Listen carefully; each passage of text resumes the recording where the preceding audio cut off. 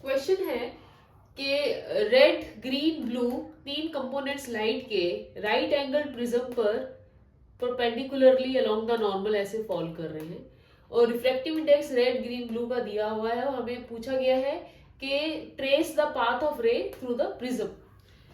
अब पहली बात तो आप ये देखिए कि क्योंकि ये नॉर्मली अलोंग द नॉर्मल तीनों रेज आ रही है face of prism A B पर, तो क्या होगा, वो प्रिज्म के अंदर एंटर कर जाएंगी along the normal only, no change और no bending in the ray of light.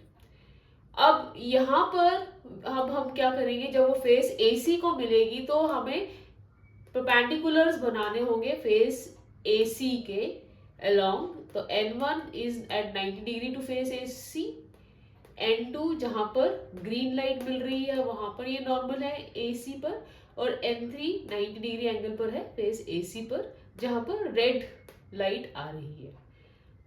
अब क्योंकि ये एंगल C 45 डिग्री दिया हुआ है तो आप ये देख सकते हैं कि ये दोनों, ये रेड लाइट और ये base of the prism parallel है, तो ये भी एंगल 45 डिग्री होगा।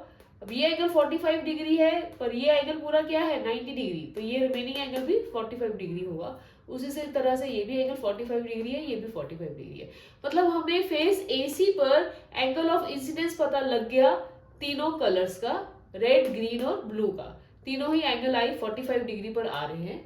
अब हमें मालूम है क्रिटिकल एंगल C का फॉर्मूला क्या होता है, साइन C इज 1/म्यू। म्यू क्या है, रिफ्रैक्टिव इंडेक्स। तो रिफ्रैक्टिव इंडेक्स की वैल्यूज डालकर सब्सिक्वेंटली हमने एंगल निकाल लिया C, क्रिटिकल एंगल निकाल लिया, ब्लू कलर का है, ग्रीन कलर का है और रेड कलर का है। आप देख सकते हैं कि एंगल इंसिडेंस 45 डिग्री है, तो ब्लू और ग्रीन दोनों का ही angle of incidence critical angle से ज्यादा है। जब angle of incidence critical angle से ज्यादा होता है तो क्या होता है, टोटल इंटरनल रिफ्लेक्शन हो जाती है। तो ये वाली दोनों लाइट्स ब्लू और ग्रीन टोटली रिफ्लेक्ट हो गई इंटरनली और फेस BC से बाहर आई, right. As you can see angle of reflection भी क्या आएगा 45 डिग्री।